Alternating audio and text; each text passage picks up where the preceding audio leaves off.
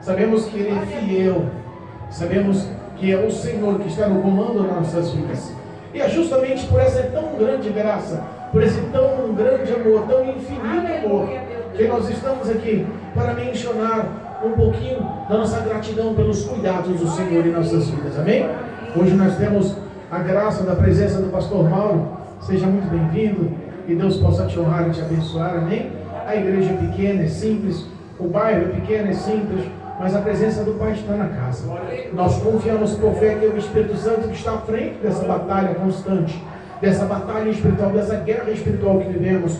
E sabemos também que é por Ele, pela graça dEle, que temos vitória para a glória do Senhor. Amém? Deus me deu uma palavra e eu quero compartilhar com os irmãos. Está no livro de Lucas, Lucas capítulo 10. Louvado seja Deus, do versículo 25 em diante. Lucas capítulo 10, do versículo 25 em diante. O tema da mensagem, da palavra, a parábola do bom samaritano. Amém? Aos que nos acompanham através do YouTube, aos que nos acompanham através do Facebook, se possível, pega o exemplar bíblico e acompanhe a mensagem, acompanhe a leitura da Bíblia, acompanhe a palavra de Deus. Deus tem algo para a tua história nessa vida, nessa noite, em nome de Jesus, amém? Deus é fiel. Glorificamos ao Senhor por essa tão infinita graça. Lucas capítulo 10, versículo 25 em diante, diz assim a palavra do Senhor: Eis que se levantou um certo doutor da lei, tentando, dizendo: Mestre, o que farei para herdar a vida eterna? E ele lhe disse: Que está escrito na lei? Como lês? E respondendo ele disse: Amarás ao Senhor teu Deus de todo o teu coração, e de toda a tua alma, e de todas as tuas forças, e de todo o teu entendimento, e ao teu próximo como a ti mesmo. E disse-lhe: Respondestes bem, faze isto e viverás. Ele, porém, querendo justificar-se a si mesmo, disse a Jesus: Quem é o meu próximo? E respondendo Jesus disse: Descia um certo homem de Jerusalém para Jericó, e caiu nas mãos dos salteadores, os que os despojaram e, espancando-o, se retiraram, deixando-o meio morto. E ocasionalmente descia pelo mesmo caminho um certo sacerdote, e vendo-o, passou de largo. E de igual modo, também um levita, chegando àquele lugar e vendo-o, passou de largo. Mas um samaritano, que ia de viagem, chegando ao pé dele e vendo-o, moveu-se de íntima compaixão, e aproximando-se, atou-lhe as feridas, e aplicou-lhe azeite e vinho, e pondo-o sobre a sua cavalgadura, levou-o para uma estalagem e cuidou dele. E partindo ao outro dia, tirou 2 dinheiros e deu-lhe ao hospedeiro, e disse-lhe: Cuida dele, e tudo o que mais gastardes eu te pagarei quando voltar. Qual destes 3 te parece que foi próximo daquele que caiu nas mãos dos salteadores? E ele disse: O que usou de misericórdia para com ele. Disse, pois, Jesus: Vai e faze da mesma maneira. Amém. Louvado seja Deus. Podemos assentar. Glorificado seja o nome do Senhor. Irmãos, nós conhecemos e reconhecemos a soberania do Senhor em tudo. Nós reconhecemos a forma que Ele se expressa para que possamos entender a palavra de Deus. A forma que é levada até os nossos corações, o sentido da palavra de Deus, o poder da palavra de Deus. E essa palavra, eu confirmo em dizer, tem poder. Ela é viva, poderosa, eficaz, penetrante. Ela transforma a vida do homem. E nós sabemos que o contexto levado a essa palavra foi justamente o confronto ao coração de um homem.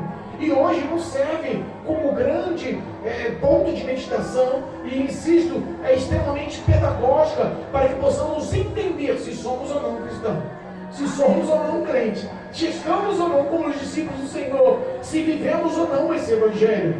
De nada há proveito para a vida do homem passar 10, 20, 30, 50 anos no Evangelho e nunca ter conhecido a Deus, porque a Bíblia nos afirma que quem nunca amou, nunca conheceu a Deus. Nós sabemos que essa palavra, ela realmente mente, ela entrou no coração daquele homem que fez a pergunta. Nós temos um contexto explicado por Jesus e nós vemos que Jesus não quis dar muita trela para aquele homem. Que homem é esse, pastor? A Bíblia fala que um doutor ou um advogado da lei era um homem que conhecia a Torá, era um homem que conhecia as leis, os mandamentos, era um homem que sabia, ele ensinava, ele era especialista nas leis mosaicas. Não estávamos falando de uma outra pessoa, a não ser de uma pessoa formada, respeitada, como um advogado da lei, ou como um doutor da lei. O engraçado é que eu estava meditando na palavra e pregamos, acho que uma semana retrasada, né, sobre o jovem rico. E repara que a mesma pergunta que aquele jovem rico que se encontrou com Jesus faz, esse doutor da lei também faz. Entenda-se que há uma dúvida no coração daqueles que nós intitulamos como pessoas aptas ou exemplos. Esse era um homem que conhecia e ensinava a lei mosaica. Era um homem, como nos dias de hoje, intitulado como um cristão, ou como no mínimo um pastor. E o outro era um jovem rico, mas também era crente. Também conhecia a lei mosaica, também seguia os mandamentos. Então nós vemos que são dois exemplos de pessoas que eram cristãs, estavam na presença de Deus, mas tinham dúvidas sobre a sua salvação. A pergunta é a mesma. Sei, mestre, o que faço para herdar a vida eterna? Pedro não tinha dúvida da sua salvação. Não, nós podemos entender que a salvação, segundo a palavra de Deus, nós cremos na graça, não é por obras, não é por nenhum tipo de feito, não é por nenhum tipo de merecimento. Nós confiamos no grande amor ao aceitarmos publicamente, ao aceitarmos perante os homens, ao reconhecer que Cristo é nosso Senhor e Salvador. A Bíblia fala que os céus reconhecem o próprio Jesus, anuncia o nosso nome perante os anjos. Mateus capítulo 10, versículo 32 e 33, nos afirma que também aquele que negar também será negado. Então nós vemos que havia ali a expectativa de dois exemplos que aos olhos de qualquer um eram bem vistos. Um era, nos dias de hoje, um pastor renomado, doutor da lei, ensinando e pregando. Outro era um crente rico, bem sucedido. Era o sonho de muitos para a igreja nos dias atuais. O que nós vivemos? Não é a expectativa de crescer espiritualmente e também o sonho de vivermos uma vida de bonanças, de bênçãos. É o que está pregando por aí. É o que está levando muita gente a encher grandes ministérios, correndo atrás do quê? De ser bem reconhecido, ter fama, sucesso e dinheiro, bem sucedido. Mas justamente esses dois tipos de pessoas fizeram uma pergunta que nos faz analisar. Somos muito mais ricos ou muito mais importantes se vivemos a verdade desse evangelho. Se vivemos o que Tiago nos diz no capítulo 2, de não sermos somente ouvintes, mas praticantes desse evangelho. Eu tenho certeza que um homem que aceitou a Jesus e vive nos seus valores, vivendo, obedecendo e praticando as palavras, tendo um relacionamento íntimo, vivendo a verdade em espírito e em verdade, ele não tem dúvidas da sua salvação. E jamais ele vai perguntar a Jesus: o que me falta para ser salvo? Eu estou há tantos anos nos seus caminhos, eu já conheço as suas leis, eu sou um homem bem sucedido, mas eu tenho dúvida da salvação. O propósito do Evangelho não é formar homens famosos ou ricos. O propósito do Evangelho é formar pecadores em homens arrependidos que transformem a sua conduta, que sejam libertos e transformados a ponto de sermos discípulos e seguidores verdadeiros de ir para o céu. Jesus, caminho, verdade e vida, o único que conduz o homem a Deus. A morte de Cristo nos dá essa certeza pela aliança que Ele nos tem dado pelo Calvário. Esse homem, ele poderia ser um homem entendido, mas o íntimo do coração dele tinha dúvidas e ele quis expressar, ou ele quis formular essa pergunta com o intuito de encabular a Cristo. No meio da multidão, eu vou fazer uma pergunta, no meio da multidão, eu quero saber qual a resposta. Ele quis de alguma forma pegar o Senhor em algum tópico. E Jesus, repara assim, se nós pararmos para ler, Jesus não estica muita história.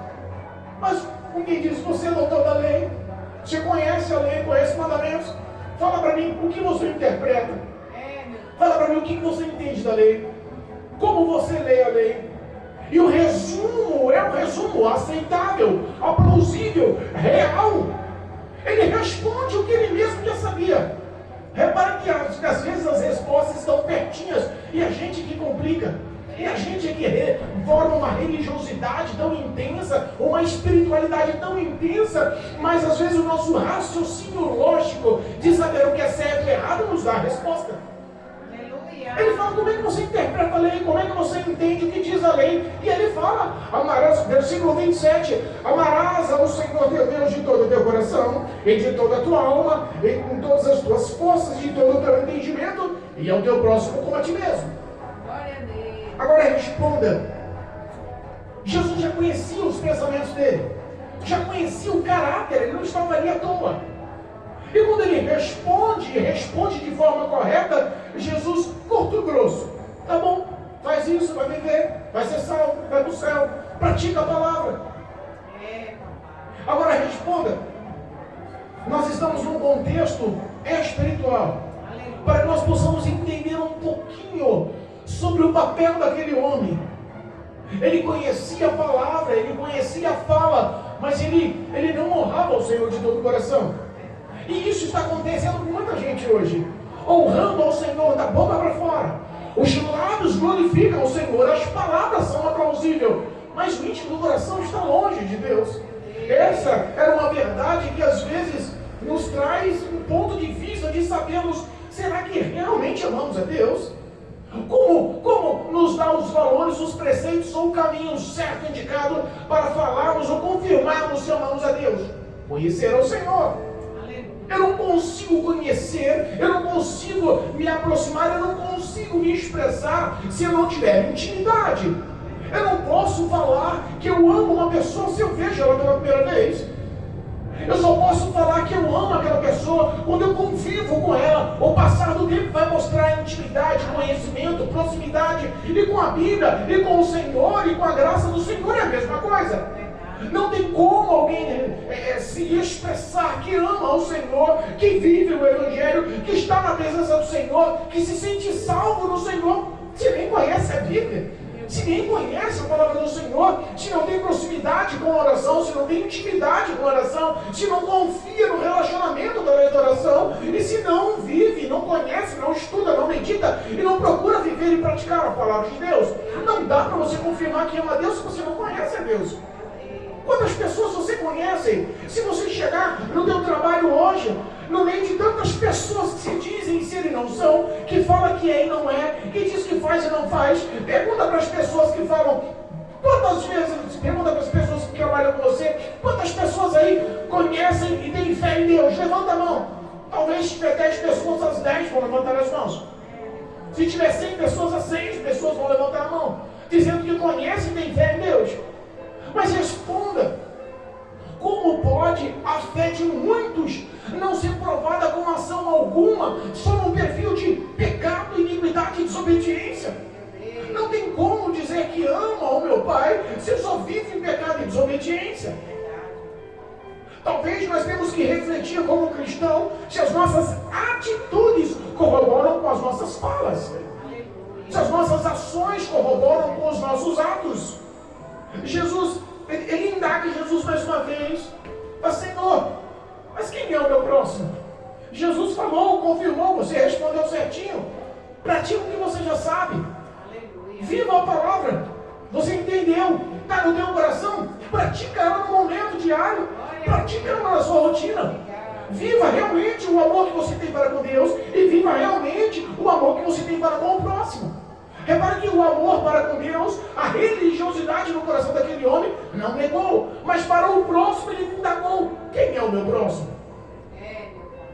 Porque repara, uma pessoa religiosa, uma pessoa que é envolvida muito no teu perfil litúrgico, que não larga de forma nenhuma os seus valores e preceitos, geralmente são pessoas preconceituosas. Pastor, mas você está falando de crente, preconceituoso, cheio de barreiras, cheio de nome-toques. O que nós mais vemos hoje é igreja bombardeando igreja, é pastor bombardeando pastor, é placa de igreja apontando tal placa de igreja. São pessoas guerreando entre si no mundo espiritual e o mundo perdido, e ímpios abandonados, e pessoas em trevas, e o pecado dominando, e os vícios aprisionando, e as enfermidades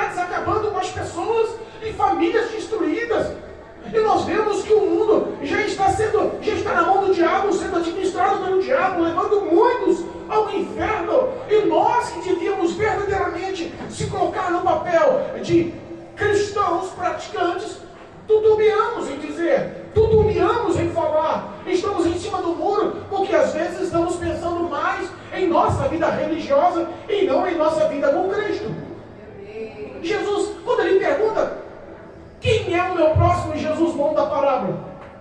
E o tempo vai, glória, pensa num cara que gosta de falar de Jesus, mas o tempo parece que acelera nessa fase. E Jesus monta uma parábola. E Jesus fala para um homem que conhecia a lei, para um homem respeitado e para um homem que, segundo os conceitos e preceitos judaicos, até dentro dos templos, nas suas pregações, nos seus ensinos, eles não entendiam o que era amor, baseados-se nas leis, tomavam proveito em cima das leis para se intitular cada vez mais poderosos no meio de todos. E Jesus confronta esse homem com uma história. E eu vou falar para ti, as histórias de Jesus, elas realmente descrevem o caráter das pessoas. As histórias de Jesus, elas não são lançadas em vão, elas falam com direção precisa no coração de quem precisa ouvir. Eu não sei qual é o contexto da sua vida, pastor. Eu não sei qual é o contexto da sua vida, crente. Eu não sei qual é o contexto da sua vida, levita. Mas eu sei de uma coisa: se não viver nesse evangelho e amar a Deus e ao próximo como a ti mesmo, está perdendo tempo. Essa parábola vai te confrontar. Essa história, quem diz não é o pastor Assis. Essa história, quem diz é o meu e o teu Senhor e Salvador, Jesus Cristo.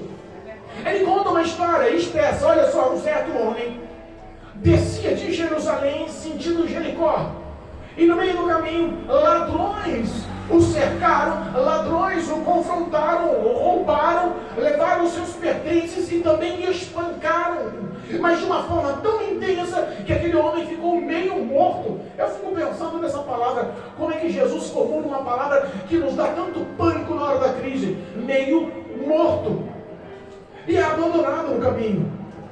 A história de Jesus continua. Vinha um sacerdote, olha aquele homem no caminho e passa de longe.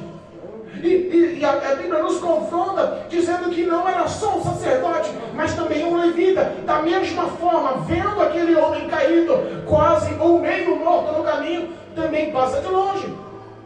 E um samaritano, um homem de outra etnia, vinha um homem em sua viagem e encontra com esse homem que foi assaltado, espancado, estava meio morto na beira da estrada. E quando ele chega perto, a Bíblia fala, o próprio Jesus denuncia que aquele homem sente compaixão. Aleluia. Ele se declina, aquele homem. Ele ata as feridas, no mínimo ele enfaixa aqueles ferimentos. A Bíblia fala que ele derrama vinho e derrama azeite sobre o ferimento. Ele cuida daquele homem com carinho, põe em cima do seu própria cavalgadura. Não fala se era um jumento, se era um cavalo, se era um camelo. Não expressa qual era o tipo de montaria, mas põe na sua montaria e leva aquele homem a uma hotelaria, uma hospedaria. Aleluia. Cuida daquele homem naquele dia. Ao sair, no outro dia, ele fala para o hospitaleiro que estava na hotelaria e diz para ele: olha, cuida desse homem. Ele precisa de cuidados. Olha, dedica, trata dele. Eu vou voltar. E quando eu voltar, o que gastar mais eu vou te recompensar, eu vou te pagar. Ele deu 2 dinheiros e fez a promessa que se houvesse mais gastos, ele pagaria. E a pergunta de Jesus, aquele homem chamado doutor da lei, foi expressiva. Qual desses foi o homem que amou o próximo? Foi o que mais amou o próximo. E o confronto acontece. Foi o que usou de misericórdia.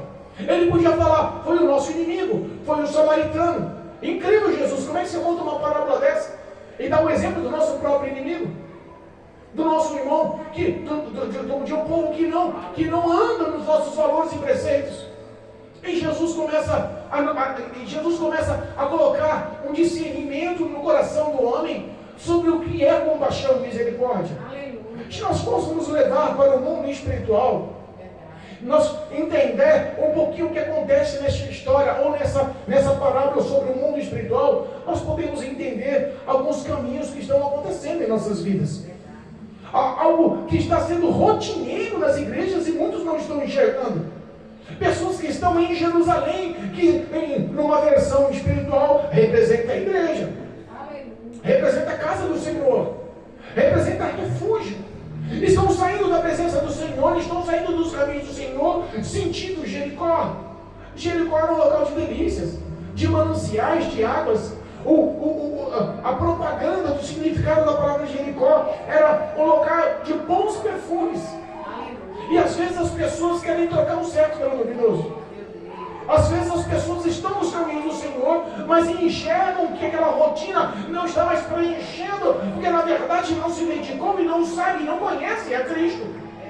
E a Bíblia fala que quando aquele homem vai sentindo a Jericó, entenda, Jericó está fixada ou formada numa altura de aproximadamente 800 metros de altura, quase 1 quilômetro de altura a cidade de Jericó.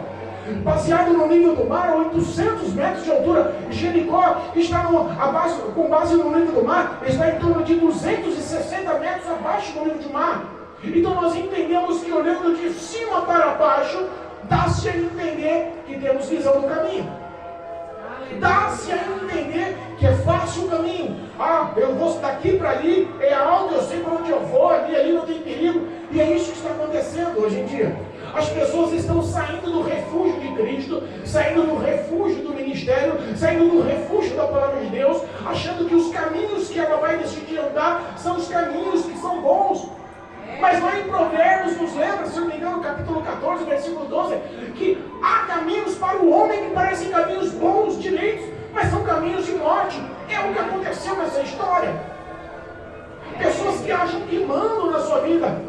Não dá certo ali, não vou sair daqui, vou dar uma paradinha. Essa pandemia sacudiu a figueira, né? Quantos pararam e não voltaram?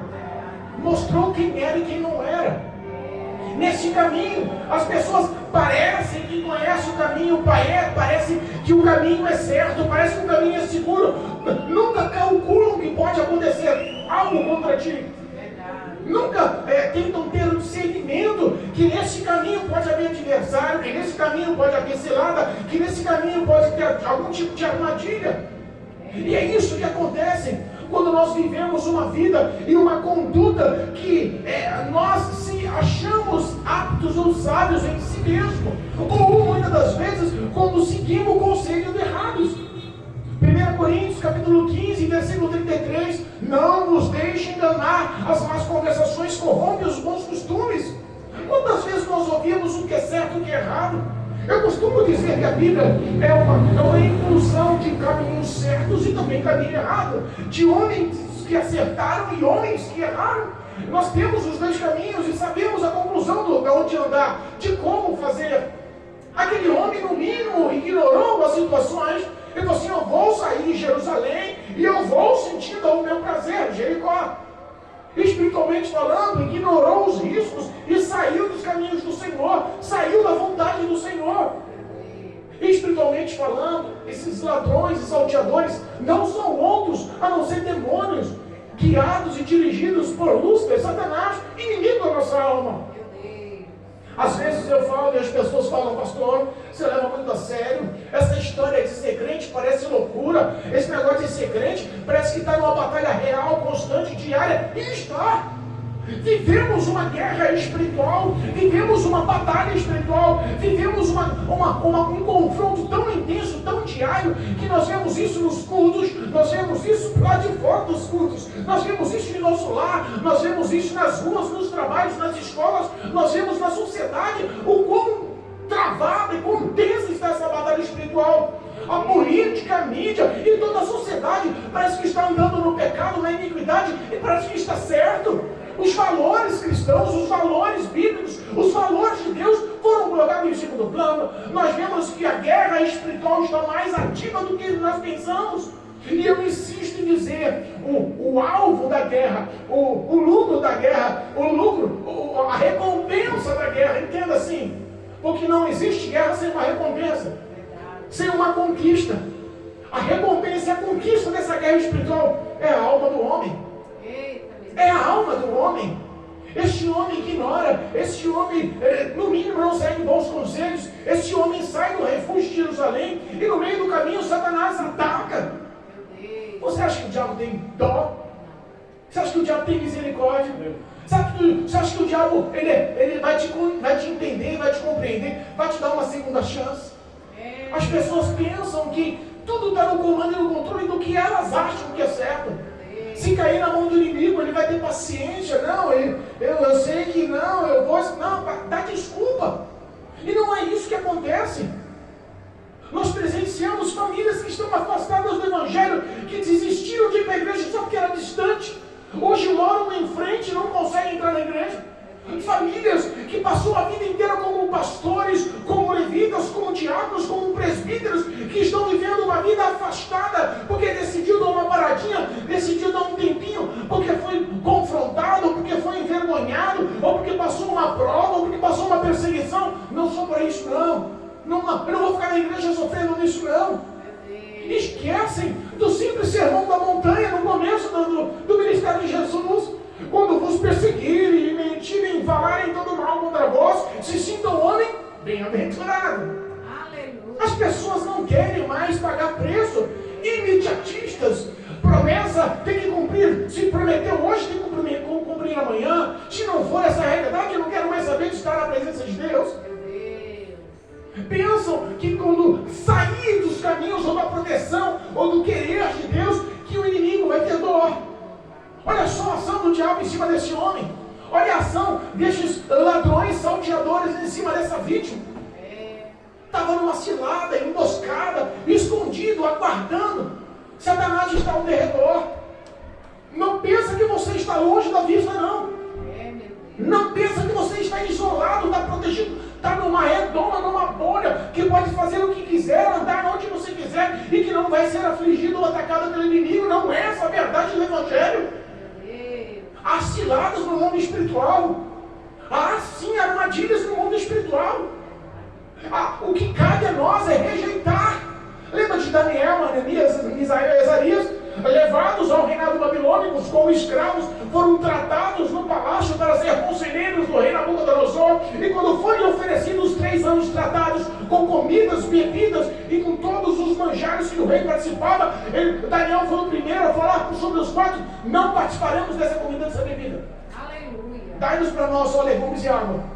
Tem coisa que nós temos que entender. O crente anda na contramão. O crente não anda dos valores deste mundo. Não interessa se pastores famosos estão fazendo o que é errado, e se uma multidão de crentes está fazendo o que é errado. O errado é errado, não vai mudar os valores. Faça o que é certo. Ande nos valores da Bíblia. Creia, entenda, pratique, leia, viva. Erramos porque não conhecemos as Escrituras. Erramos porque vacilamos em não obedecer e ser fiel às palavras de Deus. Não é uma coisa espiritual, não é uma coisa religiosa, é raciocínio. Eu sei o que é certo, eu sei o que é errado. Glória a Deus. Aquele homem foi vítima. Não estamos aqui para acusar, não estamos aqui para apontar, não estamos aqui para denunciar erro de ninguém, mas entenda, caiu na mão do diabo, se torna vítima, e se não for a graça, não for a compaixão, a misericórdia de Deus, o homem está condenado pela eternidade. O homem está condenado. A maioria das pessoas que tentam estar no caminho estreito, muitos tentam, não conseguem. Muitos tentam e depois desistem, vão para o caminho largo de uma vez. A maioria dos que tentam estar no caminho do Senhor, tentam de todas as formas, mas analisam em si mesmo e falam: eu não consigo abandonar, eu não consigo renunciar, eu não consigo mudar. E isso acaba destruindo a intimidade.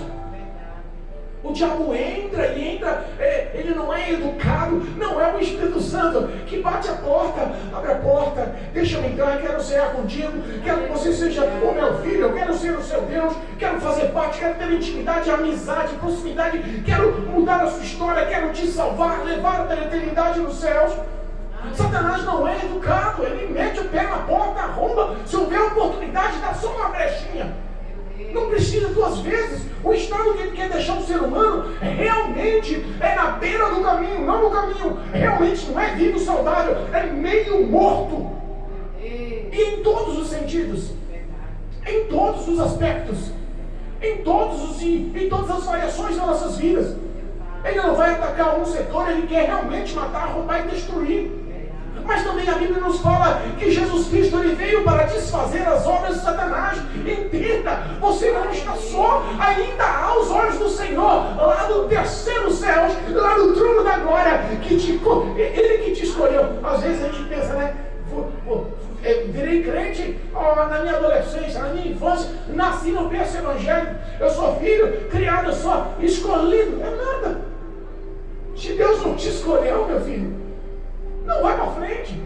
Aquele que começou a boa obra é fiel para aperfeiçoar. Não foi nós que escolhemos andar nos caminhos do Senhor, foi Ele que nos escolheu, nos nomeou e nos capacitou para estar na presença do Senhor, para dar bons frutos. Esse contexto de estar na mão do inimigo, irmãos, quantas pessoas nós vemos aí na mão do inimigo? Se você sair do meio do evangelho, sair do meio da congregação, sair da sua rotina ministerial diária, semanal, e sair daqui e for debaixo de um viaduto, pergunta para a maioria dos moradores de rua: você conhece a Deus? Não, eu sou afastado. Não, eu era líder da mocidade. Não, eu pregava o evangelho. Rapaz, eu tinha até CD gravado. Você repara que a maioria das pessoas que estão afastadas hoje estão debaixo de ponte, vivendo nas sarjetas, aprisionado, algemado, encarcerado em vícios. Demônios estão realmente deixando o meio morto. Só não morre porque ainda existe a graça e a misericórdia na vida desses homens. Ainda existe a boa vontade de Deus que entenda. O diabo, ele pode tentar de todas as formas. Se Deus não permitir, ele não toca a sua alma. Lembra de Jó? Foi lá, na presença de Deus, ele te adora porque você deu tudo para ele, ó. Animais, riquezas, terrenos, empregados, casamento feliz, 10 filhos, o homem mais rico, é por isso que ele te adora. Deus permitiu, ele tocou em tudo. Voltou lá, e aí? Continua me adorando? Como é que estão as ações? Como é que estão as obras do Jó, meu servo? Não, é claro, está saudável. Não, está bem, deixa eu tocar. Não, toca na carne, mas não na alma. Entenda, o diabo só vai aonde Deus permite. Só vai aonde Deus permite. Não interessa se você não interessa se você possa entender o que está no mundo espiritual. Se Deus decidiu poupar a sua vida, é um mistério que a gente nem entende, nunca vai entender. O tamanho da graça e do amor de Deus por nós. Posso falar de mim? Não mereço. Posso falar de mim? Se não for a graça que tivesse me arrancado das trevas do mundo, eu estaria hoje condenado no inferno. Eu não mereço, mas a bondade do Senhor me alcançou como nos alcançou, como te alcançou. Glória a Deus, obrigado. Passa naquele caminho. Passa naquele mesmo mundo espiritual, naquele mesmo caminho espiritual, naquela mesma cilada que Satanás roubou e destruiu a vida daquele homem. Passa um religioso, um sacerdote. Pessoa religiosa não está afim de cooperar com amor, não, irmãos. Uma certa ocasião, um morador de rua, vindo lá do Vale do Anhangabaú, veio participando do culto aqui, aceitou Jesus aqui, e a gente deu o que comer, o que vestir, eu ensinei ele a orar. Aquele homem 2 dias depois voltou e falou assim: pastor, eu fiz o que o senhor me ensinou, eu orei, e a porta de um emprego, mesmo eu sendo um morador de rua, se abriu. 3 anos morando na rua, pastor, não sabia o que comer, há 2 dias o senhor me deu um prato de comida, eu aceitei Jesus, e aquele dia eu aprendi a fazer minha primeira oração, consegui um emprego, vou alugar uma casa, vou sair do estado de rua e nunca mais sair da presença de Deus. Aleluia. Mas por que você está falando isso, pastor? Porque ele falou: é a primeira vez que eu consigo entrar numa igreja, porque eu já fui entrar em outras igrejas e o povo falava para mim, aqueles homens de terno preto que ficam na porta: você não entra aqui não, porque você é morador de rua, você é drogado e para mim você vai roubar a igreja. Religiosos, irmãos, sacerdotes que estão olhando necessidade e virando as costas. Essa é a verdade. Às vezes você encontra um refúgio no que é mais simples, no que é improvável. É por isso que Deus nos mostra a tua infinita graça. O próprio Jesus levanta os olhos ao céu e fala assim: oh Pai, eu te louvo e te glorifico, porque revelaste esse poder aos pequeninos e não aos sábios e grandes. Glória a Deus. Nós não entendemos, mas o amor tem muito poder. O amor é a representação do próprio Deus. O amor verdadeiramente pode mudar a vida de uma pessoa. Aleluia. Sabe, o ato de você botar para sentar e aconselhar, o ato de você falar de Jesus, um abraço, vou falar de um abraço. Uma vez eu falei de Jesus para um morador de rua na porta aqui, uns 45 minutos, tinha acabado o culto, todo mundo ia embora, ele passou e a gente deu, parece que deu o que deu um lanche para ele, um lanche para ele. E ele, enquanto comia, eu falava de Jesus, e enquanto ele bebia, eu falava de Jesus. 45, foi outra pregação, 45 minutos. Mas aquele rapaz, ele fedia tanto, que ele chorando, no final, ele falou assim: pastor, eu vou te pedir só uma coisa, só faz por mim. Eu falei: faço, pode falar. Ele me dá um abraço. Se eu ficasse 45 minutos falando de Jesus para ele, se eu desse o que comer e o que beber, mas negasse um abraço quando ele estava fedendo, perderia o valor da palavra de Deus. Eu abracei aquele rapaz, ele chorando, grudou em mim. Quem disse que eu largava? O rosto até torto com cheiro. Jesus tem misericórdia. E abraçou e ficou. Entenda, tem hora que realmente você consegue mudar a história de uma pessoa através de um simples abraço. Mudar o futuro, curar um coração. O que mais tem é pessoas afastadas do Evangelho porque o coração está machucado, ferido.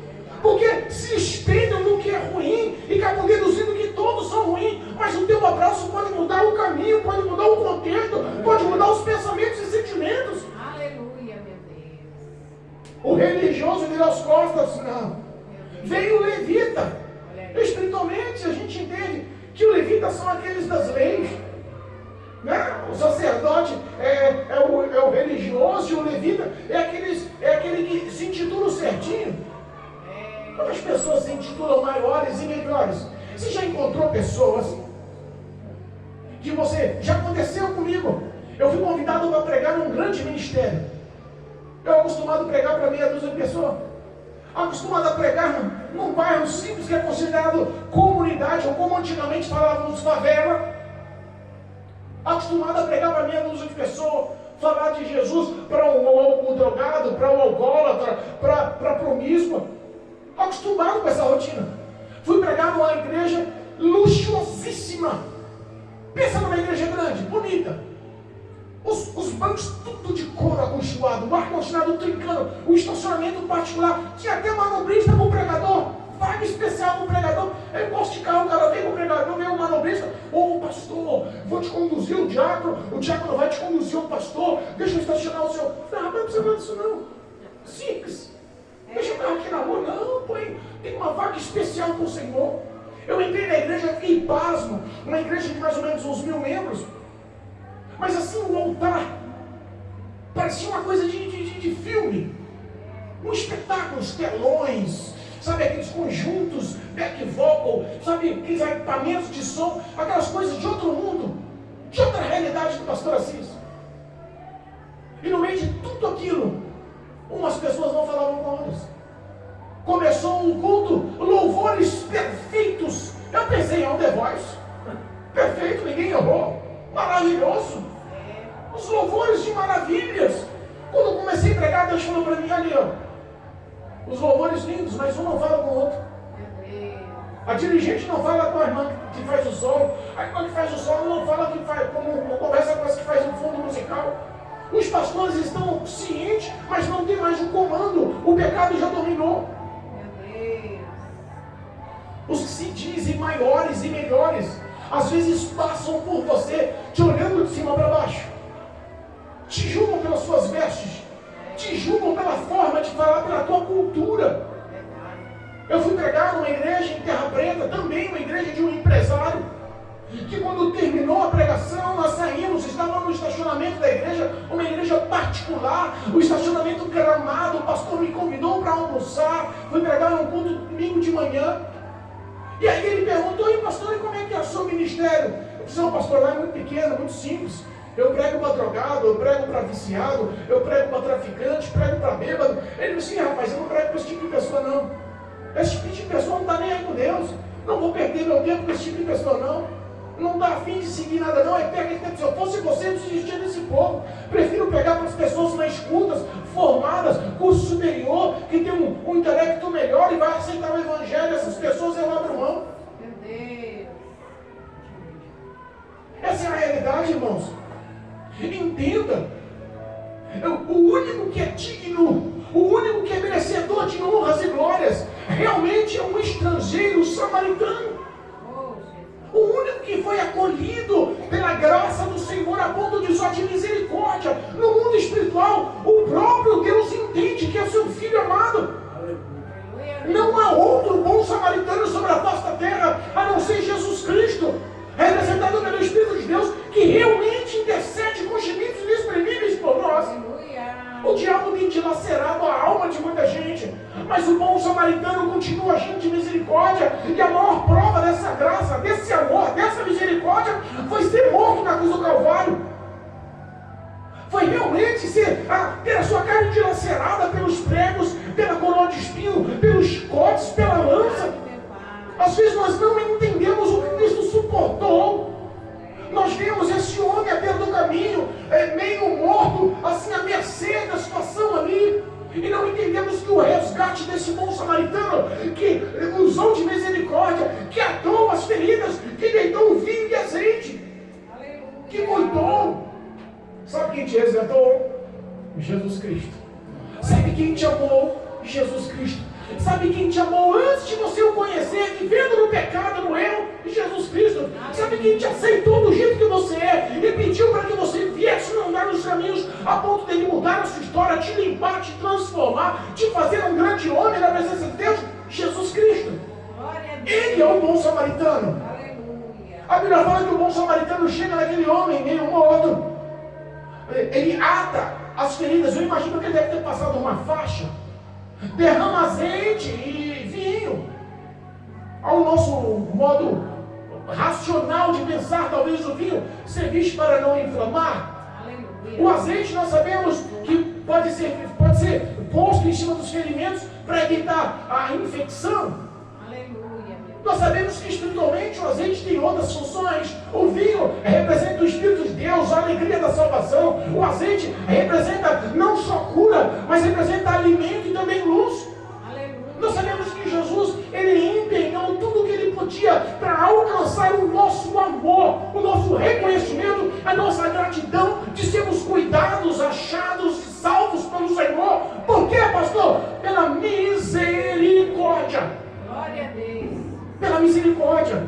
Fala para mim, o que seria de mim, o que seria de você, o que seríamos de nós, se nós tratássemos as pessoas da forma que nós queríamos ser tratados? Não seria melhor? Pois Jesus tratou a gente da forma que Ele quer ser tratado. Jesus nos ama e quer que nós o amamos. Jesus, Ele acredita que nós somos filhos. Nós o reconhecemos como Pai. E é essa atitude que Ele quer das nossas obras. Às vezes as pessoas falam, mas não vivem.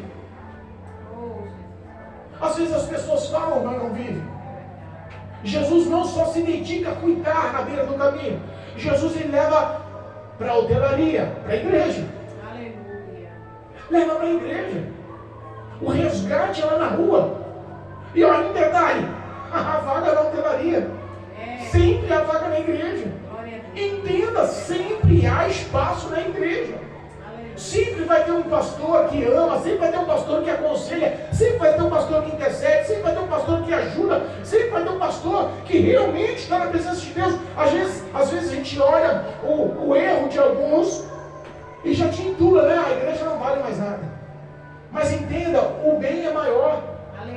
O número de pessoas que temem a Deus, que amam a Deus, que exercitam a sua fé é maior. É mais fácil a gente acreditar que o mal está vencendo. É mais fácil acreditar que tudo está se perdendo mesmo, que não tem mais jeito, vai por um buraco abaixo, está todo mundo lascado. E não é essa a verdade. O amor de Deus continua ativo sobre a face da terra. A misericórdia de Deus continua ativa. E nós vemos esses sinais diários em nossas vidas. Ele cuida daquele homem, não só lá dentro do caminho, cuida daquele homem também dentro da igreja. Lá na hotelaria, lá na hospedaria, ele chama o hospedeiro. No outro dia, na hora de ir embora, ele disse: vou embora, mas eu vou te dar 2 dinheiros aqui, ó, ou 2 denários. Cuida deste homem. Podemos analisar que talvez, vamos conjecturar, que esses 2 denários pode ser o batismo e a Santa Ceia. Aleluia. Mas eu sei que ele deu suporte para o pastor. Se o pastor é o hoteleiro, se o pastor é aquele que está à frente daquela hotelaria, ele deu suporte, condições, ele deu indicações do que é para fazer. Ele deu direção do que é para fazer. Cuida desse que está ferido. Cuida desse que precisa de atenção. Aleluia. Cuida desse que precisa de auxílio. Cuida desse que precisa do teu carinho. Deus. E ele pergunta para o religioso. Ele pergunta para o advogado. Ele pergunta para aquele que era afamado. Ele pergunta para aquele que era titulado como homem poderoso. Quem é que usou de misericórdia? Quem é que realmente amou aquele próximo? Quem é dos 3 que você intitula que realmente amou mais a Deus é o próximo? Eu fico pensando, imagina um bandista vem te socorrer no momento da sua dor. Um espírita vem te socorrer no momento da sua necessidade. Eu imagino um católico praticante bater na sua casa para te dar um abraço. E muitos religiosos crentes não querem mais saber um do outro. Há um tempo atrás, uma semana e meia atrás, eu acho, uma irmã de uma outra igreja, de um outro ministério, com um outro pastor, que é afamado no bairro. A filha teve um problema de depressão, estava chorando, com problemas de dificuldade. Ela ligou para o pastor não deu atenção, mas socorreu a nós. Vai lá na minha casa, vai orar por ela. Vai lá na minha casa, vai aconselhar, vai falar de Jesus, vai fazer uma oração. A religiosidade está matando muita gente, irmãos. O evangelho não é essas 4 paredes. O evangelho não é o exemplo do que a gente vê aqui dentro, não. O evangelho é o que a gente pratica lá fora. Aqui a gente se alimenta, é lá fora que a gente exercita o evangelho. Eu imagino como nós seríamos, qual seria o confronto, a vergonha de sermos socorridos por um ímpio, porque dentro da igreja não tem amor. Jesus é o nosso maior exemplo de vida. É o nosso maior espelho de vida. Nós não estamos aqui para apontar ninguém, porque eu sou o maior pecador dessa história. Eu pego todos os dias, luto contra a minha carne todos os dias, peço misericórdia todos os dias. E não posso, se não fosse o amor e a graça empenhada em minha vida, a misericórdia empenhada em minha vida, eu já tinha parado, porque sem Cristo nada posso. E eu fico pensando, vamos seguir os passos. Vamos andar como Jesus andou. Vamos fazer o nosso melhor para a glória de Deus. Amém? Sai daqui cheia de fé. Sai daqui sabendo que você não está só. Sai daqui sabendo que os olhos do Senhor te acompanham. Não importa o mundo lá fora. Realmente exercite esse amor que você recebe aqui dentro, lá fora, para a glória de Deus. Amém? Amém. Louvado seja Deus. Glorificado e bendito é o nome do Senhor.